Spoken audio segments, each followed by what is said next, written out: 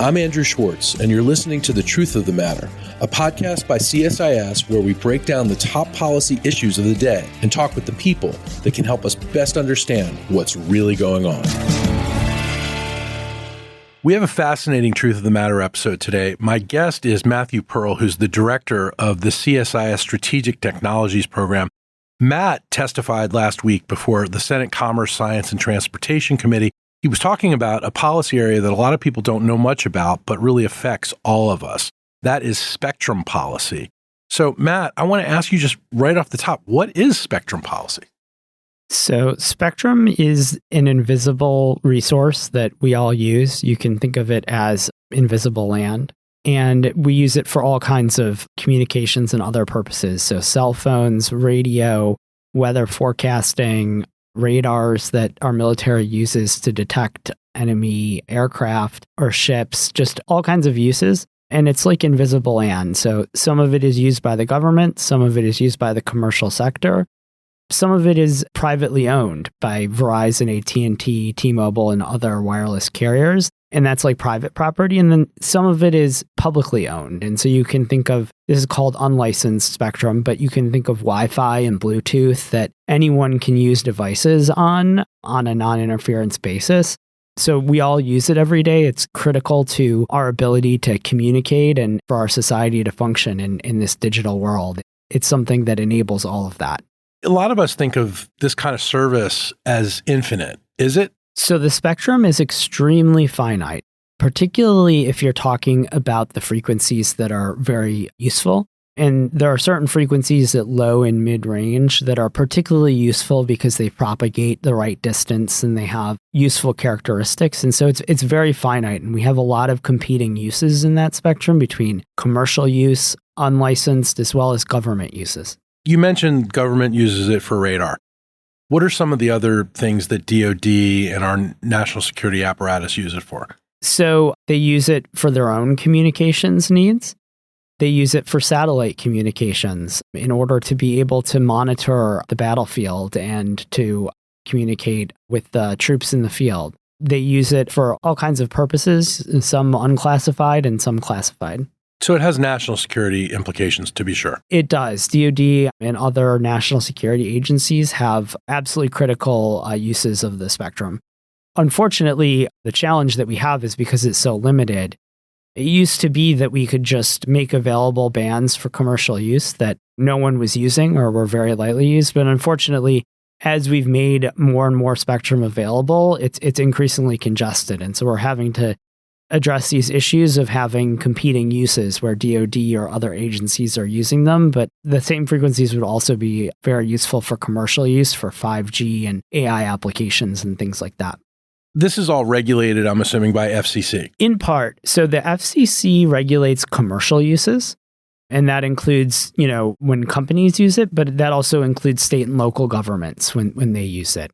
An agency in the Commerce Department that's called NTIA is in charge of federal uses. They administer it on behalf of the president, and they address the equities that DoD and NOAA and all the other agencies have when they're using spectrum. And then the FCC and NTIA coordinate, and they try to address these competing priorities through the interagency process. So one of the things that we need to know is that this is a finite resource. Can we make more of it? Well, we can't make more spectrum. We can make more efficient use of it, meaning that as technology advances, so it used to be that on a base station that you see all around that enable cellular communications, they oftentimes are intended to look like trees or be unobtrusive, but you've probably seen them. It used to be that we would just fit a few antennas onto each base station. And now there are technologies like massive MIMO that enable thousands and thousands of antennas to use the same base station. And so that means they can be more spectrally efficient. But by the same token, making more spectrum available for commercial use, new bands, is really critical because that sets off an investment cycle by the carriers where it makes sense for them to deploy new services and new applications on their networks when they obtain access to new spectrum, which if it's licensed spectrum, that's through an FCC auction. Given all this, it's critical that the United States takes a leadership role on spectrum policy. I want to ask you, where is the U.S. compared to China in the race towards I guess what a lot of people, yourself included, call spectrum dominance. So I would separate spectrum management into two eras. There's sort of pre-2023 and then post-2023 onwards in the last couple of years. So before 2023, I would say that the US was a leader in spectrum management. We came up with the first unlicensed uses of spectrum in terms of Bluetooth and Wi-Fi. We also held the first major auctions. We were the most innovative. We made the most spectrum available. Unfortunately, in March 2023, Congress let the authority for the FCC to auction spectrum lapse. And there's also been a lack of movement in terms of making additional mid-band spectrum available from Congress, both because they let auction authority lapse and also because they haven't provided any statutory guidance that would help the administration and the federal government to make more spectrum available. So what are these auctions? So these are administered by the FCC. They can be designed in a variety of ways, but essentially the highest bidder in the auction obtains the right to use a particular spectrum band. They can generate one auction I worked on at the FCC generated over $80 billion in revenue, just to give you an idea. Mm-hmm. And they can be incredibly sophisticated. So Paul Milgram, who is a Nobel Prize winner in economics, was a consultant when I was at the FCC that we would work with on these auctions. And they were incredibly complex, where in some cases, for instance, we would use a two-sided auction that would simultaneously, on one side of the auction, we would be auctioning it to the highest bidder, a wireless carrier that wanted to use it. And on the other side of the auction, we would be essentially paying incumbents to relinquish their right to use the spectrum. And then when those two things equalized between what the carriers were willing to pay for it and what the incumbents were willing to accept for the spectrum, then the auction would close. But it generates billions of dollars for the Treasury, which is great for the American taxpayer. It's generated over $233 billion for the Treasury. But beyond that, it's generated hundreds of billions of dollars for the U.S. economy once that spectrum is made available. All right, let's talk about China and how they deal with spectrum. It's very different than we do here in the United States, of course. Explain what that dynamic is. So China has these two national champions, Huawei and ZTE, and they're critical for the PRC geostrategically. They want to be able to control telecommunications globally in all kinds of countries. That has all kinds of useful intelligence applications in terms of being able to spy or use it for leverage against countries.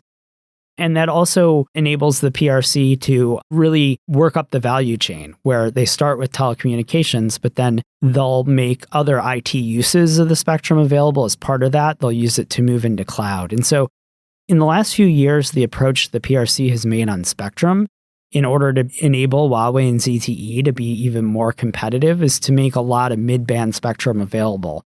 And that happened at precisely the same time that our auction authority lapsed and that the U.S. started to fall behind because Congress hasn't acted yet. So, Matt, is the United States at a disadvantage because we don't pick winners in the private sector? It creates challenges. I think ultimately our system is much better at eventually producing winners. You know, a lot can go awry with state-sponsored. But in the case of telecommunications, the PRC has really had an advantage with Huawei and ZTE because they've poured literally tens of billions of dollars into subsidizing them.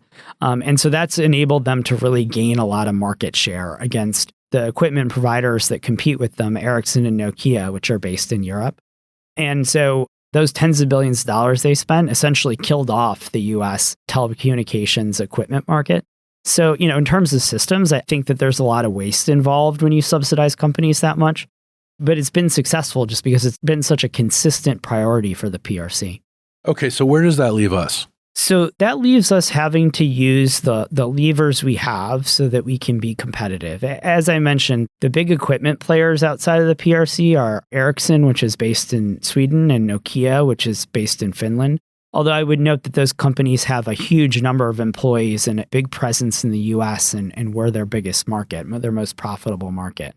But it means that, you know, US and allies and partners really need to use all the policy levers we have in order to compete with the PRC and telecom. And spectrum is one of the really critical ones. There are others, but making spectrum available is something that's going to enable our carriers to deploy new services, be competitive, and really bolster the equipment ecosystem outside of the PRC. And I should mention Ericsson and Nokia are the big players. They're essential to the non-PRC ecosystem. But we do have companies here in the US, much smaller companies, that use a new technology, a new approach called Open RAN that may allow the US to be more competitive as well in the equipment market for wireless. So you just testified and you delivered testimony, which is available on the CSIS website. But what actions can Congress and this administration take for the U.S. to lead the world in wireless innovation? The first and most important thing is that Congress needs to reauthorize the FCC's auction authority so that we can get auctions going again. The second thing is that Congress needs to provide some real guideposts, some specific statutory goals for making spectrum available. We call these clearing targets, where Congress would mandate that we make a certain amount of spectrum available for commercial use. Those are two really critical things, but there are other things that Congress needs to do. We have a lot of lags in the past at the FCC in terms of granting satellite licenses, and we have these incredible companies like SpaceX as well as Amazon Kuiper that are launching huge low Earth orbit satellite constellations and really being competitive with the PRC in that market. And so that's another thing Congress needs to do, is to really make sure that in terms of satellite, that we're moving quickly in terms of our regulatory environment. And then Congress can also, I mentioned Open RAN, which is a new approach to wireless networks that makes them more interoperable and in a lot of ways plays to the US's strengths on cloud and in other ways. And so there are things Congress can do in order to encourage the deployment and development of Open RAN. Clearly, you can't have these kinds of discussions or any of these days without bringing up AI, right? Like the app economy before it, will AI rely on spectrum policies to innovate and really uphold the American economy? Yes, absolutely. And I think to go back to the app economy, what happened, and the reason why US apps are so dominant, right? We think about like Airbnb and Uber and Lyft and these US companies that were really the first and foremost in the app economy. It happened because the FCC auctioned a specific band at 700 megahertz before any other country had done it. And we have the same thing now with AI, where, we're going to have all of these new use cases, but ultimately those use cases are going to depend on the ability of our devices to communicate. So if we have a photo editor on our phone that's better than any human in terms of retouching and improving a photograph, that's not going to be a successful app, and that's not going to develop in terms of AI unless there's enough spectrum, unless we make spectrum available so that that device can communicate with a base station or back and forth. And so it's going to require a lot more data. The country that has more spectrum for commercial use, has the most sophisticated commercial networks, is really going to have a leg up in terms of a lot of those AI applications. Now, do we have enough people with high skills in this country to really, man these jobs? And some of these jobs have clearly been lost because of the auction delays. Do we have enough of a workforce to really go at this problem? So I think that we've got a good workforce to start, but we absolutely need a lot more wireless engineers. This is a huge issue because our carriers are very strong, but the PRC really killed off our equipment industry. And so there are great engineers who are kind of still here. And so they worked for a lot of those great companies, like the Bell companies, for instance, that were producing equipment. But we need definitely a pipeline coming out of universities to make sure that we have enough skilled engineers to be able to make use of spectrum. Matt, given all this, what are some of the risks of electronic warfare, and how can spectrum policy improve national and economic security? I mean, we're constantly talking here at CSIS about economic security, tech security, all of this. And it seems to me that, you've got your finger right on the pulse of it. It used to be that DoD could just use all of its procurement power and all the money it had to develop all the tech it would need in order to compete in the battlefield. But those days are long gone. As we've seen technology penetrate markets and be successful globally, the reality is that DoD's budget is absolutely dwarfed by the commercial sector. And what that means is that... And that's really saying something. Yeah, absolutely. I mean, they're definitely, in many ways, an 800-pound gorilla, but not if you think about all of these industries that use AI and telecom and quantum and all of these technologies. And so in order for DoD to be successful, we're really going to have to make spectrum available for commercial use. We're going to have to preserve critical DoD systems that uses spectrum. but we're going to have to create technology in the commercial sector that then DoD can leverage in its own operations to make them better. So those AI technologies I was talking about, those are in many cases dual use technologies where if we have the most sophisticated AI commercial applications, DoD is going to be able to piggyback on that in order to be successful on the battlefield. And I would mention that we're already seeing use cases like this in Ukraine where, soldiers are using their cell phones to really accurately triangulate drone attacks. And so there are all kinds of applications that develop when you have really advanced commercial use. Matt, so, we talk about this in terms of national security. We talk about it in terms of economic security. What's the key takeaway that you told the committee? The key takeaway is that in terms of these competing uses between commercial use and needing to make spectrum available and also preserving DoD capabilities, that we need to do both, that we can't afford to stay still.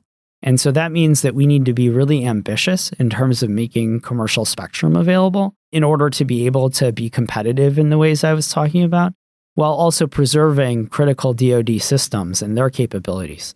And there are ways to do that. You can use auctions to fund new DoD systems, although there are some statutory changes Congress would need to make. But there are ways in which we can win on both fronts and really ambitiously make more spectrum available for 5G and eventually 6G, while preserving the ability of our military to use it in the systems that they need to.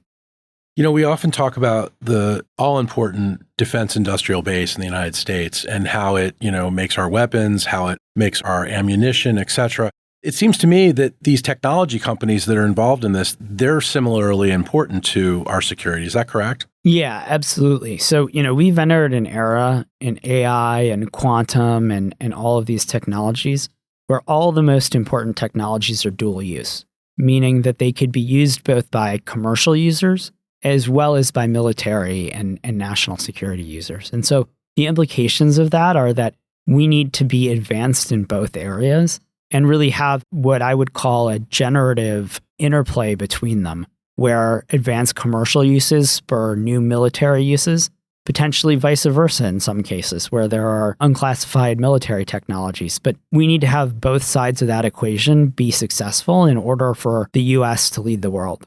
Matt, given the importance of all of this, is it a bipartisan issue? Is this something that we're trying to fight it out, or is it something that we're pretty united on? So it's absolutely a bipartisan issue across administrations. It doesn't really matter what party you are.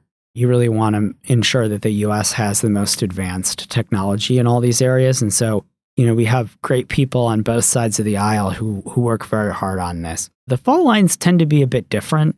Sometimes there's a difference between folks who are sympathetic to the commercial side versus others that are more sympathetic to DoD, maybe from the Armed Services Committees.